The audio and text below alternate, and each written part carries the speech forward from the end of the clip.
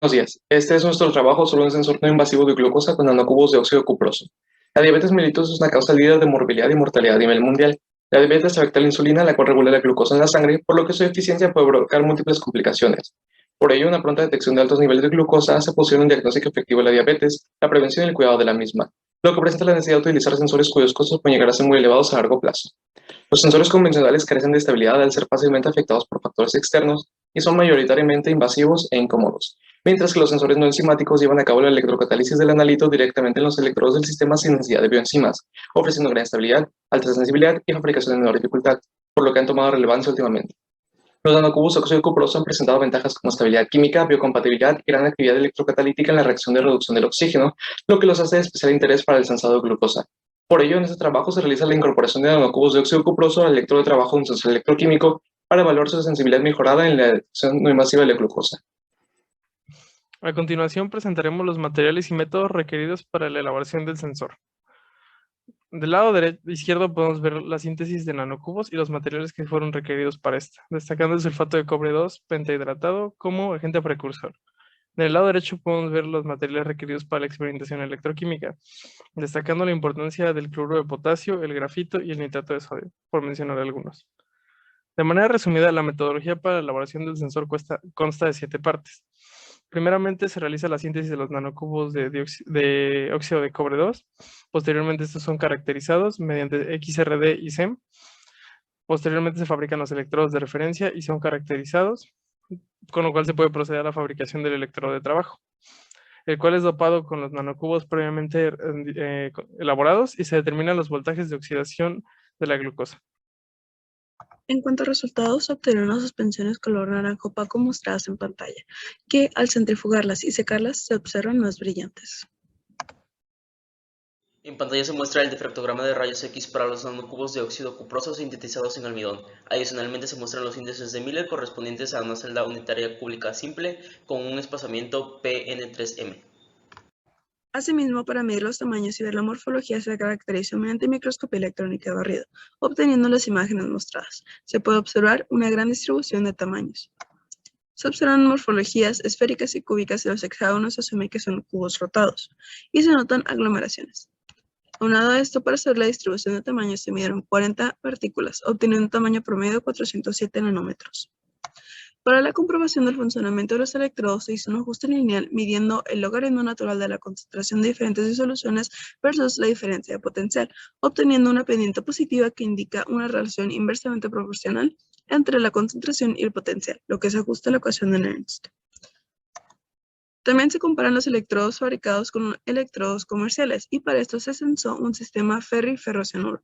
En ambos, el pico anódico es bastante definido y en 0.3 volts, mientras que el pico catódico presenta irregularidades. A pesar de esto, se comprueba que el sistema puede ser utilizado para el sensado.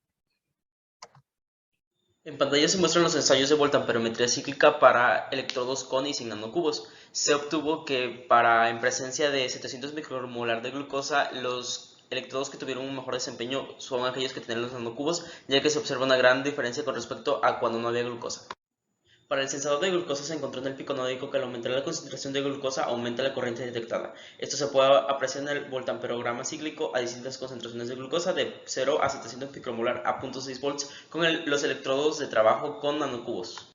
Con la gráfica anterior y una recalibración debido al blanco se obtuvo la siguiente regresión lineal que se muestra en pantalla, obteniendo un coeficiente de determinación R cuadrada de 0.93 y así teniendo una sensibilidad de 99.6 microamperes sobre micromolar en un rango de 100 a 700 micromolar. En la discusión de este trabajo se consideran estos 4 puntos. Se inicia con la síntesis de los nanocubos, donde se obtuvo la coloración esperada. Por parte de la caracterización por XRD, se toma en cuenta la ecuación de Scherer, en donde se obtiene la relación inversa proporcional entre el tamaño del cristalito y el full width at hat maximum.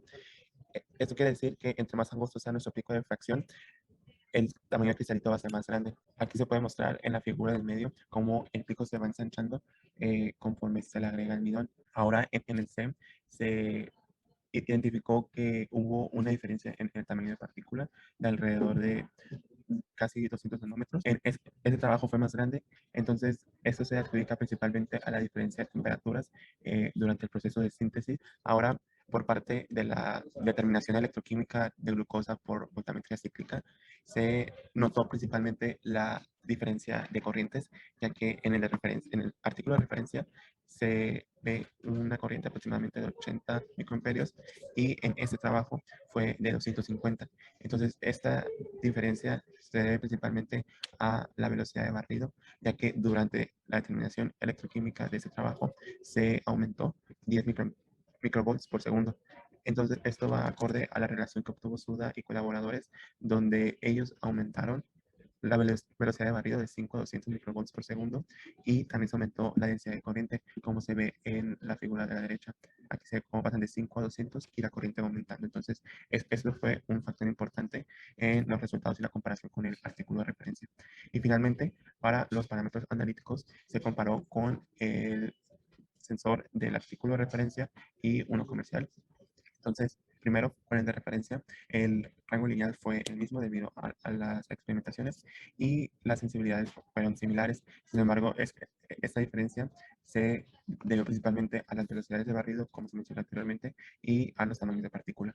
Y finalmente, con el sensor comercial, es muy difícil obtener el dato de sensibilidad de un sensor. Entonces, aquí se tomó el rango lineal del freestyle libre, que es un sensor aperométrico, y se nota que el rango es muy distinto. Sin embargo, se ve o se considera que el freestyle libre trabaja como un sensor enzimático, entonces esto varía significativamente este